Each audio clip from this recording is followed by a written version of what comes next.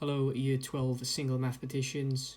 We're just going to move on to Chapter 3 in the Year 2 Pure Book. Chapter 3 is called Sequences and Series.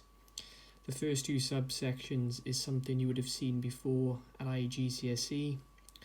It's to do with an arithmetic sequence and an arithmetic series. Now, the definition of an arithmetic sequence is the difference between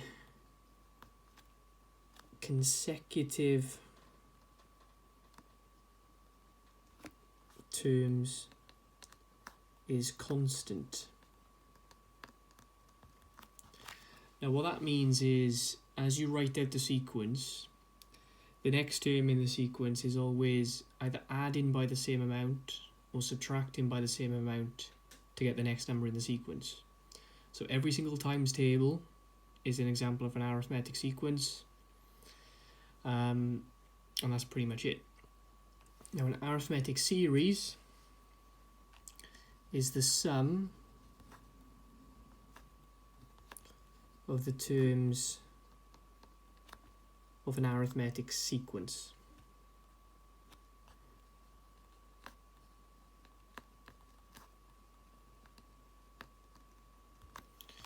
Just to put some numbers attached to that, so imagine you've got this sequence 5, 7, 9, 11, etc.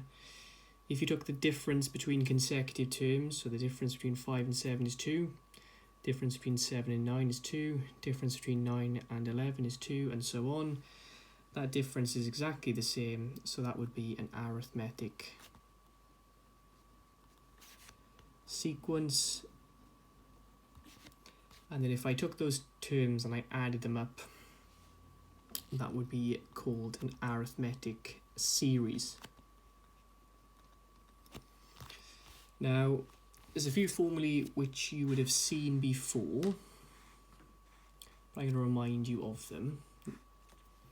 So the first one is UN is equal to A plus N minus 1D. Now, in a formula, you need to know what every single letter stands for. So UN is nth term. Now, there are many ways to work out the nth term of a sequence, but because this formula you're expected to just quote and know, you should always use this formula to work out the nth term of an arithmetic sequence, because some of you would be able to work out the nth term of this using alternative methods, but it's better if you start adopting this formula. The letter A is the first term in the sequence, so 5 would be the first term in that sequence above. N is the position in the sequence,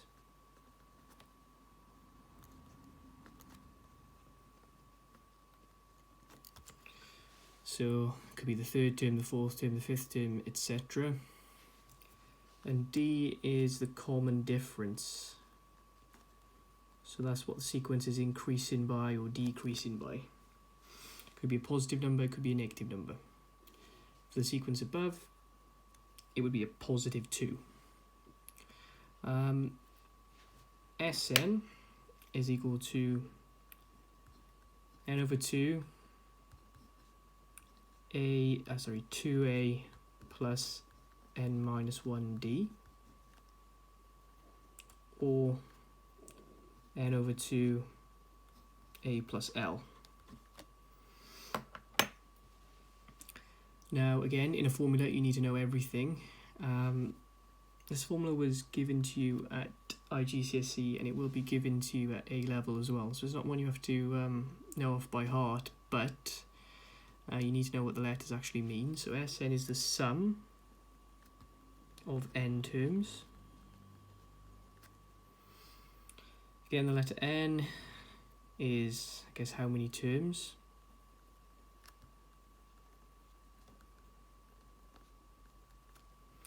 Or you could say position in the sequence again. A is still the first term. and D is still common difference.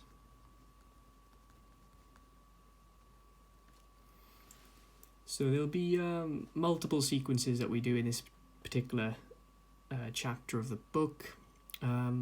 Arithmetic is the easiest one, and there'll be clues in the question on when it's arithmetic and when it's not, and then you would be expected to pick on these formulas straight away. Now there's an extra one on the end which gives you the sum again, but there's a new letter in there, and the L stands for last term. So that'll be the last term they want you to add up. So if I stopped at 11 in this and didn't add up anything else, the last term would be 11.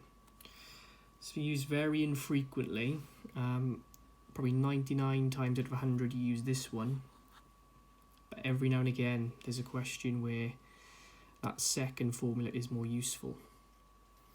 Now let's see what a few examples will look like. So e.g. number 1, find the nth term of the arithmetic sequence. Now a lot of people could do this before today's lesson quite easily, but the way you're expected to do it now is, note this is arithmetic, and then state the formula, which would be nth term equals a plus n minus 1d, and then replace everything you know from the sequence itself. So the first term is a, and then if we took the difference between successive terms, it would be a difference of 7, but it's going down by 7. So d would be minus 7. So un, which is nth term, is 101. Probably could get away with plus n minus 1 minus 7. Now if you expanded and simplified, you could get 101 plus 7, which is 108 minus 7n, and that would be exactly the same. But you get all of the marks up to that point anyway. e.g. number 2. Remember the nth term, by the way, allows you to work out any term in the sequence by just replacing n with a number. Right, e.g. number 2. Find the sum of the first 50 terms of this arithmetic series. So, first thing you should do is quote the formula.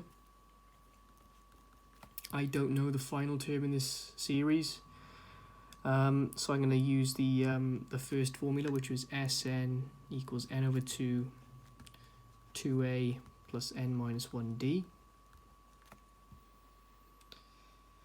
Based on this formula and this series, n is 50, so it's S50. 50 over 2. 2a, the first term in the series is 32. 50 subtract 1. The d is, difference is 5, but it's going down by 5, so it's negative 5 again. And then type that into your calculator. Type it into your calculator in one step. So 50 over 2 brackets 2 times 32 plus 50 subtract 1 times minus 5, and it gives you minus 4,525. Okay, and that would be it. Eventually these terms are going to go negative, so a negative answer does make sense. 2 more examples left, a lot harder than the previous 2. e.g. number 3. un represents an arithmetic sequence, so that means we can use the formulas from the previous page.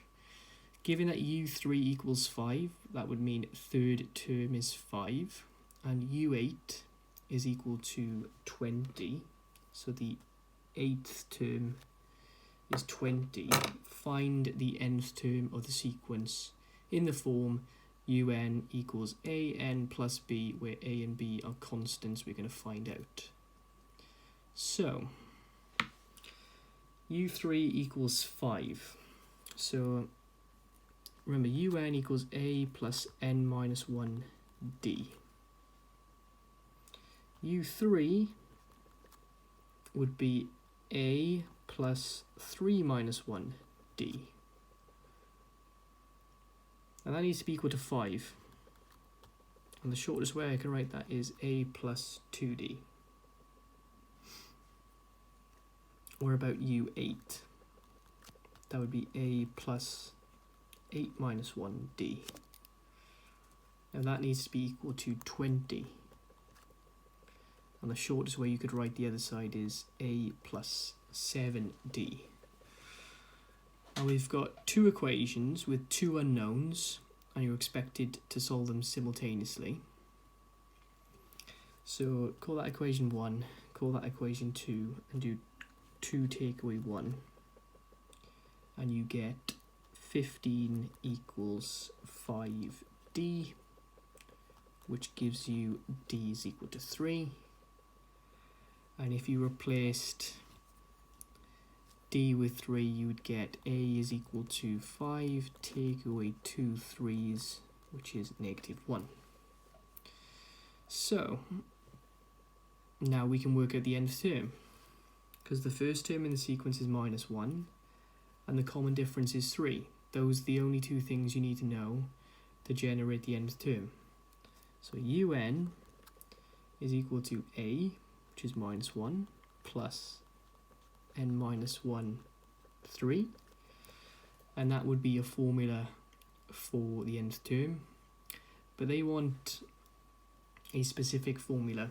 And they've kind of tried to confuse you with using the letter a there, which is the same letter in the general formula.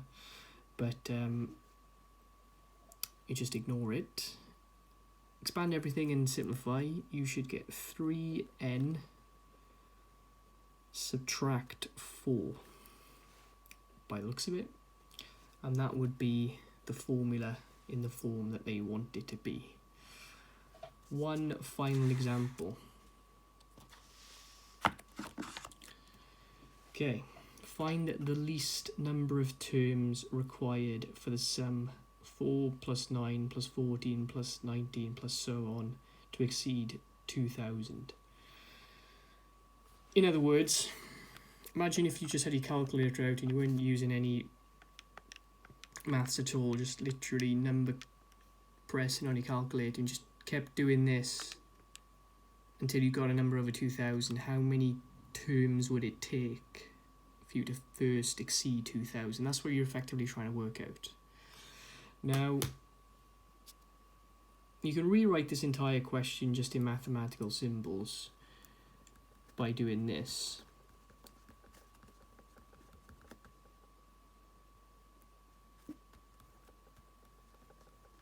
You want the sum to exceed 2000, so it's greater than 2000. But you don't know how many terms you need to add up. So there could be n terms to add up. So this actually becomes Sn is bigger than 2000. The sum of n terms needs to be bigger than 2000. And again, you don't know what the final term is, so you can't use the formula a plus l. You have to use n over 2, 2a plus n minus 1d is greater than 2000. And then the letter n you don't know, but you do know the first term and the common difference. The first term is 4, and the common difference is 5. And you get this inequality. And again, it's just an inequality now. We've translated the worded question into mathematical symbols, and we've solved inequalities in the Year 1 book. You just need to expand and simplify. So I don't like fractions, so I would actually times by 2. and simplify inside the bracket. So inside the bracket, if you simplify this, you'd get 5n 8 minus 5, which is 3, is greater than 4,000. And then expand everything, 5n squared plus 3n is greater than 4,000. And 5n squared plus 3n subtract 4,000 is greater than 0. Now this is called a quadratic inequality, and you are expected to know how to solve a quadratic inequality. And the way I do it is using a sketch. So consider three things: the shape. So the shape would be like this. Second thing would be the y-intercept, which would be minus 4,000.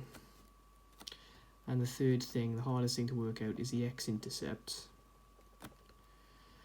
And this probably does factorize, but you can cheat and just use the equation solver on your calculator. So 5, 3, negative 4,000 are the coefficients.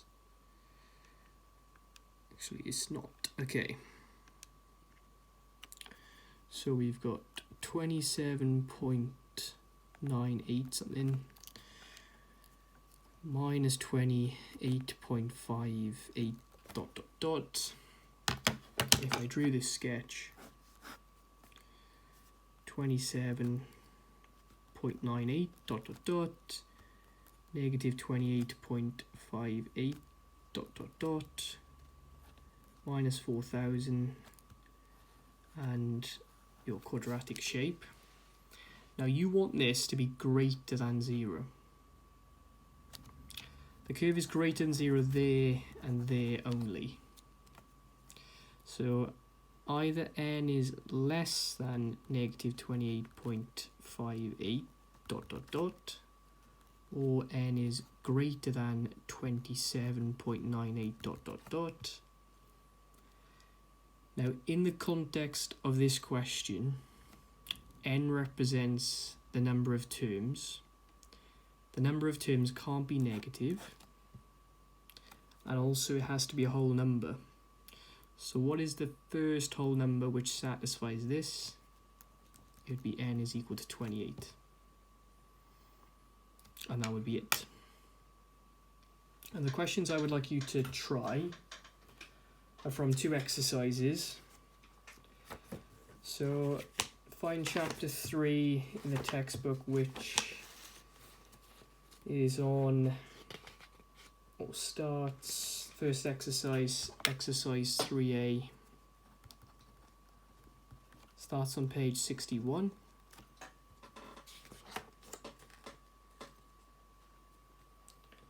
And I'd like you to try the evens. And for question 2, where there's multiple parts, just try the even parts as well. And then exercise 3B, which starts on page 64.